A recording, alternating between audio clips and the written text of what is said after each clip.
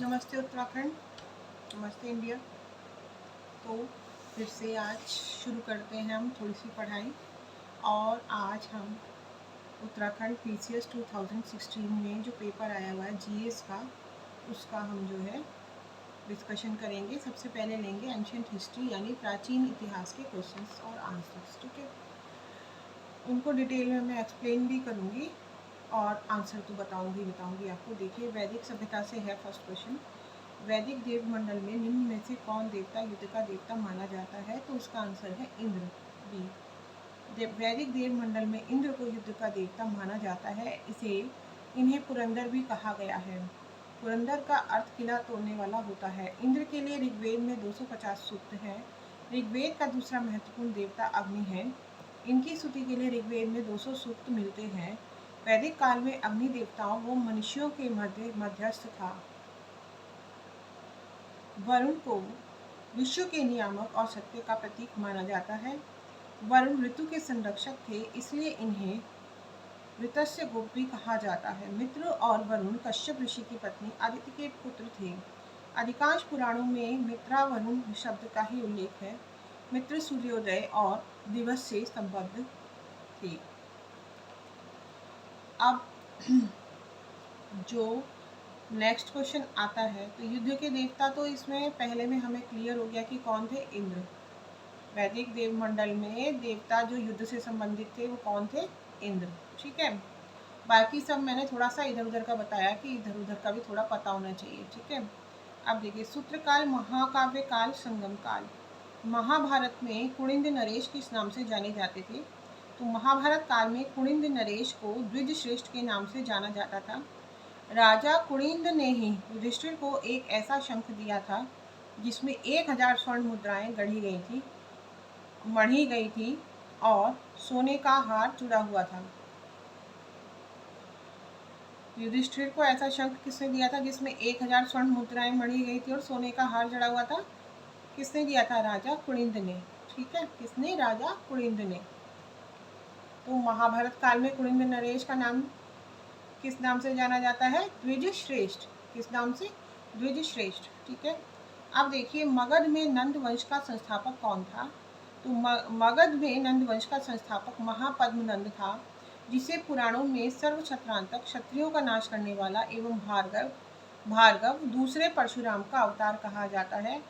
इन्होंने एक राट एवं एक छत्र की उपाधि धारण की थी। ठीक है, तो क्वेश्चन का जो बिल्कुल डायरेक्ट आंसर क्या था?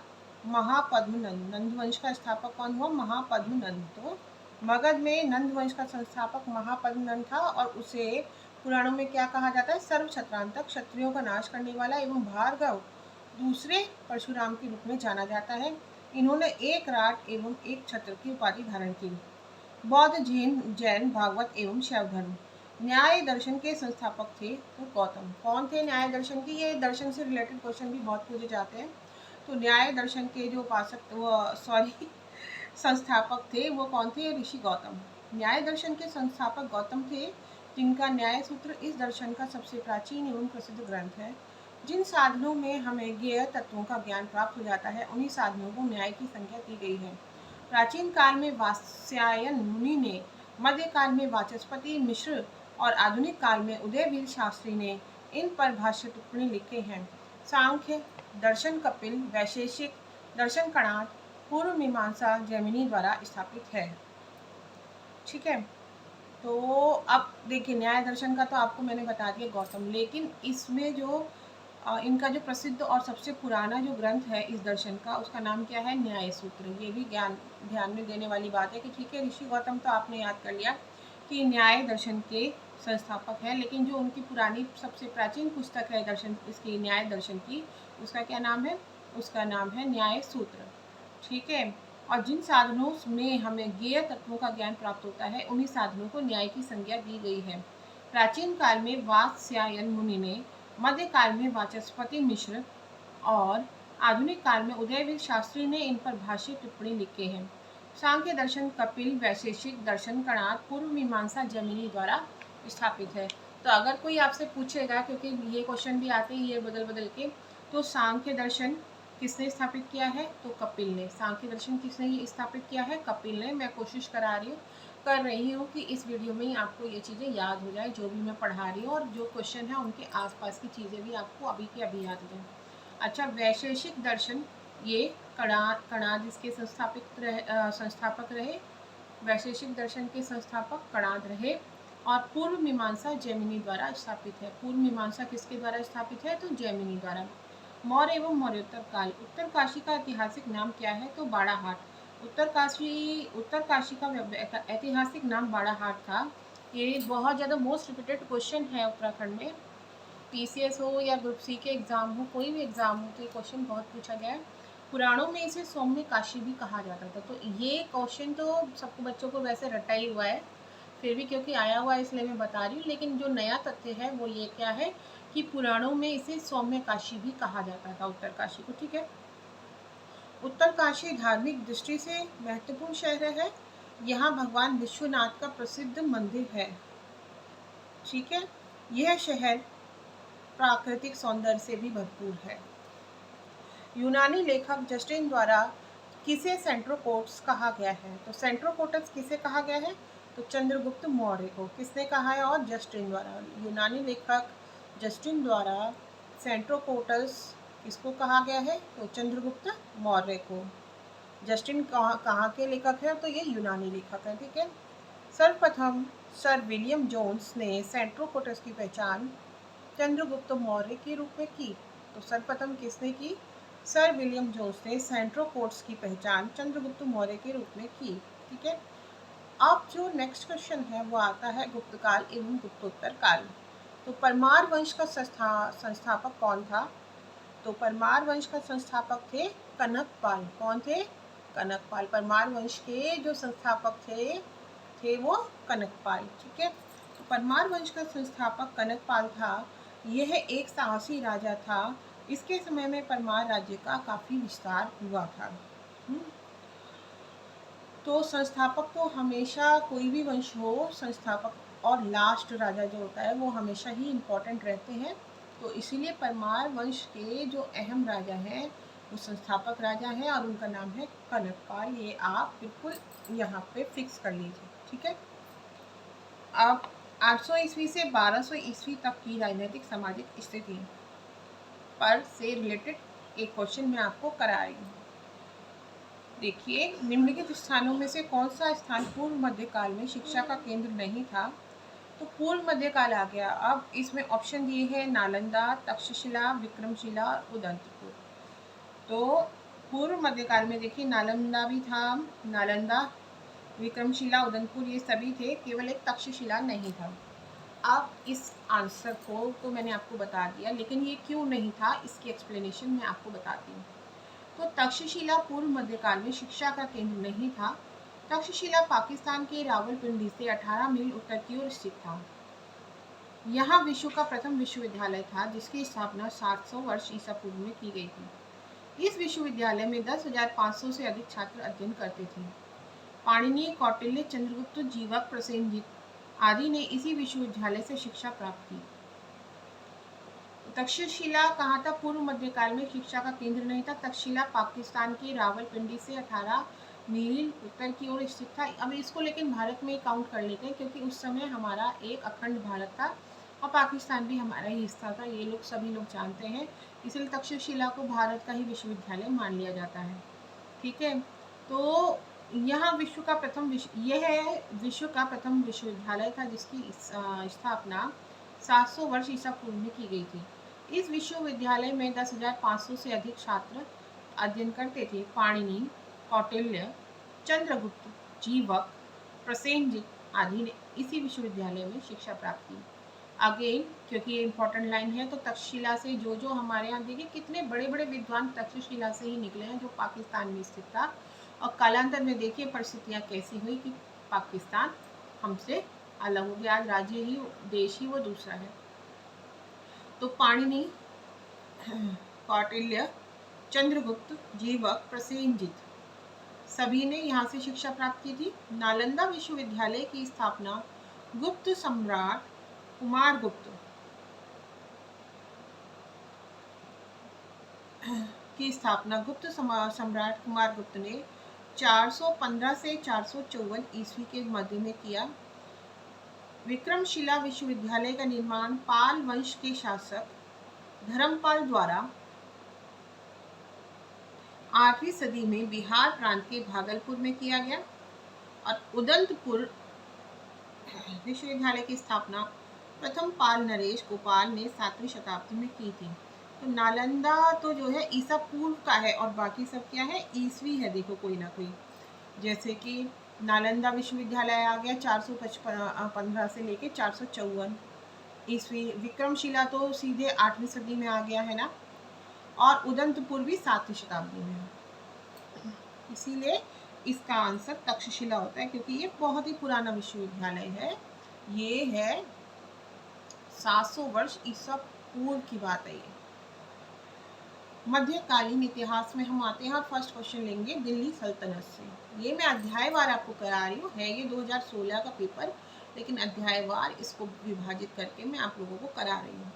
तो दिल्ली सल्तनत से है फर्स्ट क्वेश्चन। इसमें घोड़े के नाल के आकार की मेहराब सर्वप्रथम प्रयोग में लाई गई थी अलाई दरवाज़ा में। घोड़े के नाल के आकार की मेहराब का सर्वप्रथम प्रयोग अलाई दरवाज़ा में हुआ है। अलाई दरवाज़ा का निर्माण अलाउद्दीन खिलजी ने 1311 ईस्वी में किया था। यह अलाई दरवाज़ा कुतुब मीनार परिसर के अंदर स्थित है। इल्तुतमिश का मकबरा दिल्ली में स्थित एक कक्षीय मकबरा है। इस मकबरे के निर्माण में लाल पत्थरों का प्रयोग किया गया है। मकबरे में बने गुंबदों में घुमावदार पत्थरों के टुकड़ों का प्रयोग किया गया है। गुंबद के चौकोर कोनों में गोलाई लाने के लिए जिस शैली का प्रयोग किया गया है उसे स्क्रीच शैली कहा गया है। गयासुद्दीन तुगलक का मकबरा गयासुद्दीन का मकबरा कृत्रिम झील के अंदर स्थित है, अंदर निर्मित है। यह पंचभुजीय मकबरा है।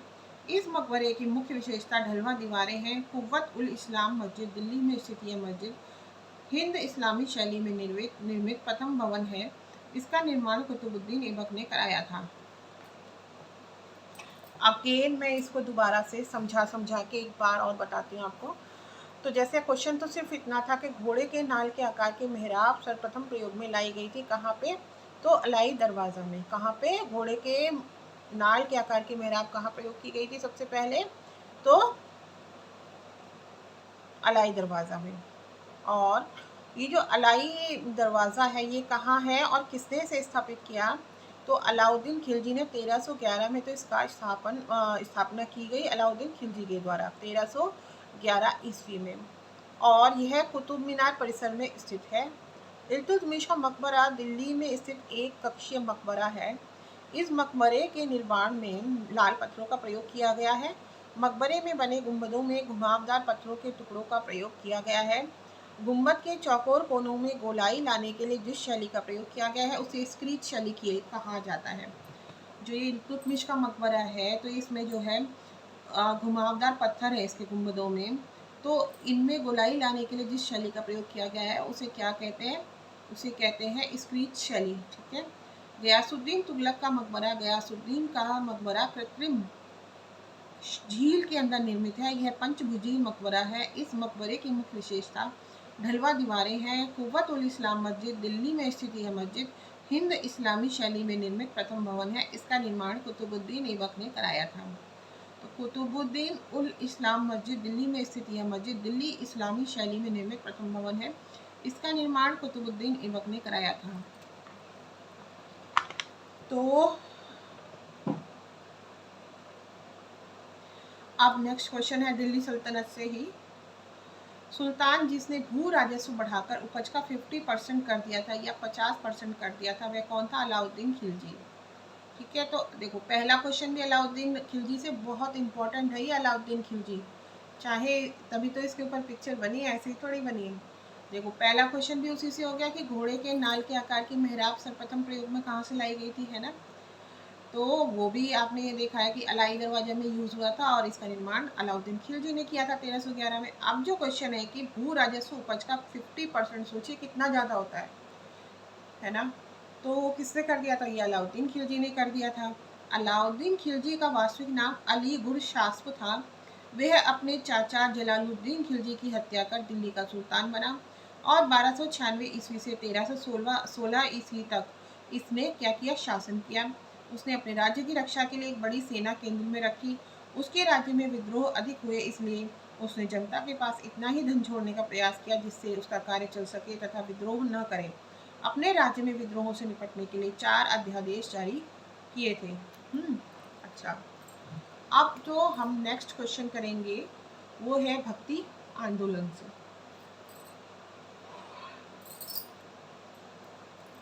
निम्नलिखित में से कौन से सूफी संत महबूब ए इलाही के नाम से जाने जाते हैं? शेख निजामुद्दीन औलिया। इनको किस नाम से पुकारा जाता है? महबूब ए इलाही। शेख निजामुद्दीन औलिया को महबूब ए इलाही के नाम से जाना जाता है। इनका जन्म 1238 ईस्वी में बदायूं उत्तर प्रदेश में हुआ था। तो औलिया का जन्म कहाँ हुआ था? बदायूं उत्तर प्रदेश। ये चिश्ती घराने के चौथे संत थे। ये सभी धर्मों के लोगों में लोकप्रिय थे। 92 वर्ष की आयु में इनकी मृत्यु हो गई। दक्षिण दिल्ली में स्थित हजरत निजामुद्दीन औलिया का मकबरा सूफी काल की एक पवित्र दरगाह है। इनकी विभिन्न उपाधियां हैं, जैसे महबूब ए इलाही, जग उजियारे तथा कुतुब दिल्ली। कौन कौन सी इनकी उपाधियां हैं? जैसे महबूब ए इलाही है, एक है जग उजियारे, देखिए जिससे जगत ही हमारा उजाला हो गया, तो वो भी इनकी एक उपाधि है। और एक है कुतुब ए दिल्ली। और जो अमीर खुसरो थे, जिन्होंने इतना ट्रिमेंडस काम किया है हमारी हिस्ट्री में, चाहे म्यूजिक का क्षेत्र हो चाहे अदर क्षेत्र हो, तो उनके ये निजामुद्दीन औलिया के ही शिष्य थे। तो अब आप ये देखिए, मुगल साम्राज्य है नेक्स्ट टॉपिक। तो मुगल साम्राज्य से अब क्वेश्चन आए हुए हैं, 3 क्वेश्चन आए हुए हैं 2016 में, है ना। तो निम्नलिखित इमारतों में से कौन सी इमारत शान फतेहपुर कही जाती है? तो देखिए ऑप्शन क्या क्या इन्होंने दिए हैं। एक दिया है बुलंद दरवाज़ा, एक दिया है तुर्की सल्तनत सुल्ताना का महल, तीसरा है जामा मस्जिद और एक है शहजादी अंबर का महल। तो इसमें तीसरा ऑप्शन सही है, जामा मस्जिद। क्या सही है? जामा मस्जिद। तो इमारतों में जामा मस्जिद ऐसी इमारत है जो शान फतेहपुर कही जाती है। आगरा की जामा मस्जिद एक विशाल मस्जिद है। इसका निर्माण अकबर ने स्वयं कराया था। 1571 से 1575 ईस्वी तक फतेहपुर सीकरी मुगल साम्राज्य की राजधानी रही। 1551 से लेके 1571 से 1585 तक फतेहपुर सीकरी मुगल साम्राज्य की राजधानी रही। आगरा की जामा मस्जिद एक विशाल मस्जिद है जिसका निर्माण अकबर ने स्वयं कराया था। तो शान फतेहपुर किसको कहा जाता है? शान फतेहपुर कहा जाता है जामा मस्जिद को, और इसका निर्माण अकबर ने कराया, ठीक है। और 1571 से 1585 तक फतेहपुर सीकरी मुगल साम्राज्य की राजधानी रही। तो ये सभी इंपॉर्टेंट क्वेश्चंस हैं, मतलब टॉपिक्स हैं इससे रिलेटेड, इसलिए मैंने आपको बताया। अब देखिए, किस सिख गुरु ने सिखों का खालसा में रूपांतरण किया गया था? किस सिख गुरु के द्वारा सिखों का खालसा में रूपांतरण किया गया था? तो ये खालसा पंथ आप लोगों ने आज भी सुना होगा। तो ये बहुत ही ज़्यादा महत्वपूर्ण हो जाता है क्वेश्चन कि किसने रूपांतरण कराया। तो इनका नाम है गुरु गोविंद सिंह। क्या नाम है? गुरु गोविंद सिंह। खालसा गुरु गोविंद सिंह। गुरु गोविंद सिंह द्वारा सिखों का खालसा में रूपांतरण कराया गया। ये सिखों के 10वें और अंतिम गुरु थे। इनके मुख्य कार्य थे सिख के आगे सिंह लगाने की परंपरा की शुरुआत, उत्तराधिकारियों की परंपरा को समाप्त करना और 5 ककार आदि। गुरु अर्जुन देव ये सिखों के 5वें गुरु थे। इन्होंने अमृत सरोवर का निर्माण कराकर उसमें स्वर्ण मंदिर का निर्माण कराया। गुरु तेग बहादुर ये सिखों के 9वें गुरु थे, यानी गुरु गोविंद सिंह से पहले औरंगजेब ने इनकी हत्या करवा दी थी। गुरु नानक देव जी सिख धर्म के प्रवर्तक थे। इनका जन्म 1459 ईस्वी में तलवंडी में हुआ था।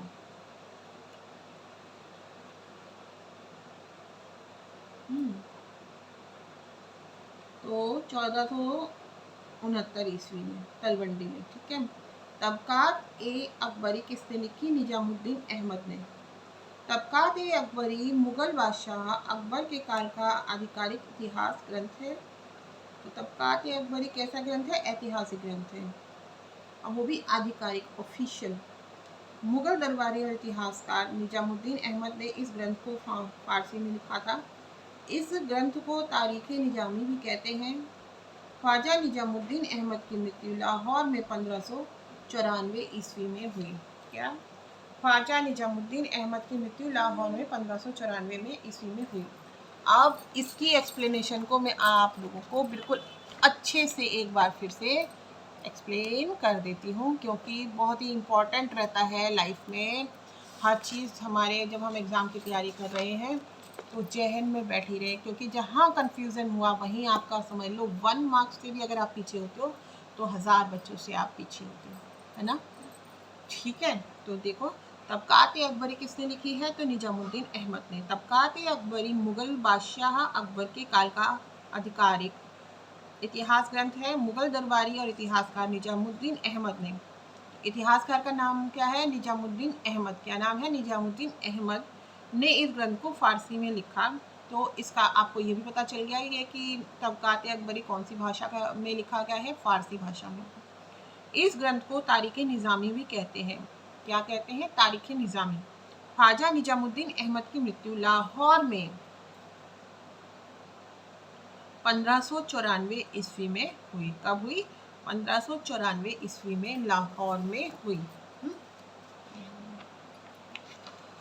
तो अगर जैसे मैं अपनी तरफ से कोशिश कर रही हूँ आप लोगों का साथ देने का, है ना, हमारे जितने बच्चे हैं, किसान हैं, हाउसवाइफ्स हैं, जो भी है, जितना मुझसे होता है मैं उतनी प्रैक्टिस कराऊंगी, क्योंकि मेरा मानना ये है अभ्यास और रिवीजन जो है ये हमारी सफलता के मुख्य घटक हैं।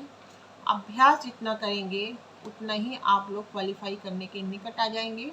और ये मैं 16 का जो क्वेश्चन आपको अभी PCS का करा रही हूँ, आप ये मत सोचिए कि इसमें से क्वेश्चन कांस्टेबल के पेपर में आगे नहीं, जो अभी निकट भविष्य में प्रस्तावित है या वीडियो के पेपर में नहीं आएंगे, क्योंकि लोक सेवा आयोग में से काफ़ी क्वेश्चंस इन ग्रुप C के क्वेश्चंस में भी पेपर में भी रिपीट होते चले आए हैं।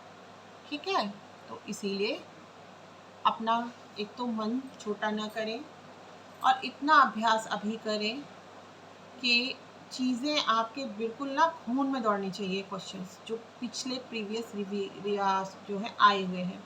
और जितना मैं पढ़ा रही हूँ उतना ही काफ़ी नहीं है। मैं और यूट्यूबर्स की तरह आपको धोखे में नहीं रखूँगी। मैं आपको अभ्यास करा रही हूँ, लेकिन अभ्यास के साथ में बच्चों चाहे थोड़ी थोड़ी एक ही आप जो है बुक लेके चलो, साथ में बुक लेके चलोगे तो आपके दिमाग में ये चिरस्थायी रूप से चीज़ें बैठ जाएंगी। ठीक है, और साथ में एक हमारी जो भी प्रतियोगी परीक्षा हो, कोई भी बच्चा ल्यूसेंट को अवॉइड नहीं करेगा, चाहे किसी भी लेवल का एग्ज़ाम हो, वो ग्रुप C का हो, चाहे वो एग्ज़ाम ग्रुप A के भी एग्ज़ाम हो। तो ल्यूसेंट में क्या होता है, बहुत सारे फैक्ट्स हैं जो कभी कभी छूट जाते हैं हम लोगों से तैयारी करने के दौरान। तो ल्यूसेंट को आप लोग कभी ना छोड़ें, उसको आप रामायण समझ लें, चाहे गीता समझ लें, चाहे एक एक पेज उसका पढ़ें, लेकिन उसको पढ़ें ज़रूर। और मैं ये कहती हूँ जैसे एक ही सेक्शन एक बार में आप चाहें ना पढ़ें, ठीक है, उसको ईजी तरीका ये है, और उससे आपको ये भी लगेगा उसमें काफ़ी सब्जेक्ट्स हैं, जैसे आर्थिक विषय से इकोनॉमिक्स से रिलेटेड क्वेश्चंस अलग हैं, खेलों से अलग है, इतिहास से अलग है, भौतिक विज्ञान से अलग है, जीव विज्ञान से अलग है, रसायन विज्ञान से अलग है, पॉलिटी से अलग है, ज्योग्राफी से अलग है। तो सब में से आप बच्चों एक एक पेज पर डे जो है करिए, है ना, या चलिए 3-3 सेक्शन करके कर लीजिए, जैसे हिस्ट्री, पॉलिटी, ज्योग्राफी। उससे एक तो साइकोलॉजिकली इंसान क्या है, भावनात्मक प्राणी है। जब हम एक ही साथ, मान लो आपने सब 8-9 सेक्शन है वो सारे आपने पढ़े, तो आपको लगा ओहो मैंने इतना पढ़ लिया, हिस्ट्री में तो बस मेरा इतना बचा। लेकिन जब आप सब में से एक एक पेज करेंगे तो आपको लगेगा ओहो 1 पेज ही तो किया है अभी हिस्ट्री में, मैंने अभी ज्योग्राफी में 1 पेज ही तो किया है। आपको लगेगा ही नहीं आपने कुछ मेहनत की है। मन को ही तो बेवकूफ़ बनाना ये, क्योंकि हमें बहुत बेवकूफ़ बनाता है, चल आज नहीं कल पढ़ते हैं, कल नहीं परसों पढ़ते हैं। इसको बुद्धू बनाने की बारी अब हमारी है। ठीक है बच्चों, और उससे क्या होगा, आपको जो बोर हो जाता है ना एक ही सब्जेक्ट लगातार पढ़ते पढ़ते, जो जब वैरायटी ऑफ सब्जेक्ट्स आप एक बार में पढ़ेंगे तो आपको वो भी नहीं होगा। बाकी अगर किसी बच्चे की स्पेशली बचपन से ही कुछ अलग से ही हैबिट है, मान लो उसको एक बार में एक सब्जेक्ट ही पढ़ने की आदत है, तो मैं नहीं कहूँगी आप मेरी ही स्ट्रेटजी पे चले, क्योंकि हर बच्चा अलग है, हर बच्चे की आदतें अलग है। ठीक है, लेकिन मैक्सिमम बच्चों पे मतलब जो है ये टेक्निक कारगर है। ठीक है, अब देखिए, अब नेक्स्ट जो क्वेश्चन मैं करा रही हूँ वो पढ़ा रही हूँ आपको आधुनिक इतिहास से। तो मुगल साम्राज्य का विघटन एवं यूरोपीय वाणिज्य का प्रारंभ। निम्न में से कौन नीला जल योजना ब्लू वाटर नीति से संबंधित है? तो 1505 ईस्वी में फ्रांसिस्को डी अल्मीडा को भारत का पहला पुर्तगाली गवर्नर बनाया गया था। उसकी नीतियों को ब्लू वाटर पॉलिसी कहा जाता था क्योंकि उनका मुख्य उद्देश्य हिंद महासागर को नियंत्रित करना था। परिणाम स्वरूप 16वीं सदी के अंत तक पुर्तगालियों ने न केवल गोवा, दमन दीव और सालसेट पर कब्जा कर लिया, बल्कि भारतीय तट के सहारे विस्तृत क्षेत्र को अपना प्रभाव में ले लिया। तो नीला जल योजना किससे संबंधित है? De Almeida. ठीक है, तो इसको अब दोबारा से रिपीट करा रही। मेरी इच्छा ये है जो मैं एक बार पढ़ा दूँ ना बच्चों, वो तुम्हारा गलत हो ही ना पेपर में, इसीलिए मैं एक ही चीज़ की एक्सप्लेनेशन बार बार कर रही हूँ। और अगर आपको इसमें कहीं भी कोई और कमी दिखती है, देखिए अभी मुझे बहुत ज़्यादा एडिटिंग वगैरह अभी मैं ध्यान नहीं दे पा रही हूँ क्योंकि मेरे कुछ हेल्थ रिलेटेड इश्यूज चल रहे हैं, तो ये मैं साइड बाय साइड, लेकिन धीरे धीरे वो भी रिजॉल्व करने की कोशिश कर रही हूँ मैं। तो जितना हो पा रहा है उतना कर रही हूँ, बाकी आप अपनी स्टडी भी ना छोड़ें। तो देखिए 1505 ईस्वी में फ्रांसिस्को डी अल्मीडा को भारत का पहला पुर्तगाली गवर्नर बनाया गया। तो पहला पुर्तगाली गवर्नर भारत का कौन था? Francisco de Almeida. ये भी याद करने वाली बात है और ये 1505 ईस्वी की बात है। इनकी नीतियों को ब्लू वाटर पॉलिसी कहा जाता था क्योंकि उनका मुख्य उद्देश्य क्या था? हिंद महासागर क्षेत्र को क्या था? नियंत्रण में लाना था। परिणाम स्वरूप 16वीं सदी के अंत तक पुर्तगालियों ने न केवल गोवा, दमन दीव और सालसेट पर कब्जा कर लिया, बल्कि भारतीय तट के सहारे विस्तृत क्षेत्र को अपने प्रभाव में ले लिया। ठीक है, अब देखिए उस फ्रांसीसी सेनापति का नाम बताइए जो 1760 ईस्वी 1760 हो सकता है आपको 1760 1760 के वांडी वॉश युद्ध में पराजित हुआ। तो कौन हुआ था वांडी वॉश में? काउंट लाली। वांडी वॉश का युद्ध, या आप वांडी वाश भी बोल सकते हैं इसको, का युद्ध वर्ष 1760 ईस्वी में अंग्रेजों और फ्रांसीसियों के मध्य लड़ा गया। युद्ध में फ्रांसीसियों की हार हुई और उन्हें पांडिचेरी अंग्रेजों को सौंपना पड़ा। अंग्रेजों की ओर से आयरकूट ने नेतृत्व किया, वही फ्रांसीसियों की ओर से काउंट लाली के नेतृत्व में किया गया। तो दोनों तरफ से कौन था? अंग्रेजों की तरफ से आयरकूट और फ्रांसीसियों की तरफ से लाली। ठीक है, अच्छा, जिसमें अंग्रेजों ने सर आयरकूट के नेतृत्व में लाली के नेतृत्व वाली फ्रांसीसी सेना को पराजित कर दिया। तो ये कब की बात है? 1760 की। ठीक है, अच्छा, अब देखिए अगला जो क्वेश्चन है वो भी आधुनिक भारत मॉडर्न इंडिया से ही है। तो ब्रिटिश संसद के किस अधिनियम ने भारत में व्यापार पर ईस्ट इंडिया कंपनी के एकाधिकार को समाप्त किया? तो 1813 का चार्टर एक्ट। ठीक है, इन्होंने क्या पूछा है? ब्रिटिश संसद के किस अधिनियम ने भारत में व्यापार पर ईस्ट इंडिया कंपनी के एकाधिकार को समाप्त किया? अब ये ईस्ट इंडिया कंपनी का पूछ रहे हैं, ब्रिटिश साम्राज्य नहीं पूछ रहे हैं। तो आगे आप सभी को पता है पहले तो ब्रिटिश ईस्ट इंडिया कंपनी का अधिकार खत्म हुआ था, फिर साम्राज्य का शासन आया था, है ना। लास्ट तक तो साम्राज्य का ही शासन रहा था वहां पर। तो अब इनमें ऑप्शन देखिए क्या क्या है। रेगुलेटिंग एक्ट है, ब्रिटिश इंडिया एक्ट है, और उपयुक्त में से कोई नहीं, तो जो कि तो आंसर है ही नहीं क्योंकि सभी को पता है कि ये हुआ था एकाधिकार खत्म। अब देखिए ब्रिटिश इंडिया एक्ट और रेगुलेटिंग एक्ट बाद की बातें हैं, 19वीं शताब्दी की। और सबसे पहले तो ये सब कब हुआ था? जब ब्रिटिश साम्राज्य का अधिकार आ गया था। तो अगर आप कॉमन सेंस से भी या एलिमिनेटिंग मेथड से भी लगाएंगे तो 1813 का चार्टर एक्ट आपको क्लियर हो जाएगा कि इसका आंसर ये ही होना चाहिए। ठीक है, हमको स्मार्ट भी बनना है बच्चों, बुद्धू की तरह खाली रट्टू तोता की तरह रटना नहीं है, क्योंकि कितना भी आप पढ़ लीजिए कुछ चीज़ें आपको ऐसे अपनी तार्किक बुद्धि का यूज़ करके, एलिमिनेशन मेथड का यूज़ करके भी करनी पड़ेगी। ठीक है, तो अब मैं एक्सप्लेनेशन बताती हूँ आपको। 1813 के चार्टर एक्ट के तहत ब्रिटिश संसद ने भारत में व्यापार पर ईस्ट इंडिया कंपनी के एकाधिकार को समाप्त किया तथा ब्रिटिश सरकार ने भारतीयों की शिक्षा पर 1 लाख रुपए प्रतिवर्ष करने का प्रावधान किया। 1813 के चार्टर एक्ट के तहत जो ब्रिटिश संसद थी उसने भारत में व्यापार पर ईस्ट इंडिया कंपनी के एकाधिकार को समाप्त कर दिया तथा ब्रिटिश सरकार ने भारतीयों के शिक्षा पर 1 लाख रुपए प्रति वर्ष करने का प्रावधान किया। एक्चुअली बहुत ज़्यादा जो लोग यहाँ पे कंपनी के लोग काम करते थे, तो एक समाज में होता है ना, जब ये वहाँ जाते थे बहुत ही ज़्यादा रईसी ठाट बाट से रहते थे, तो लोगों को थोड़ा शक हुआ जो वहाँ के नागरिक थे कि भाई ये ऐसी क्या लूट खसूट मचा रहे हैं भारत में जो ये एकाएक इतने अमीर हो गए। तो जब ये विरोध बढ़ता गया, इन्होंने इस तरीके के बहुत से काम भी किए, तो तब जाके संसद ने ये 1813 का चार्टर एक्ट नियम पारित किया और अब ब्रिटिश साम्राज्य का शासन यहाँ पर शुरू हो गया। अब देखिए, दक्षिण भारत में सिंचाई व्यवस्था का अग्रदूत किसे माना जाता है? सर आर्थर कॉटन को दक्षिण भारत में सिंचाई व्यवस्था का अग्रदूत माना जाता है। किसको? Sir Arthur cotton.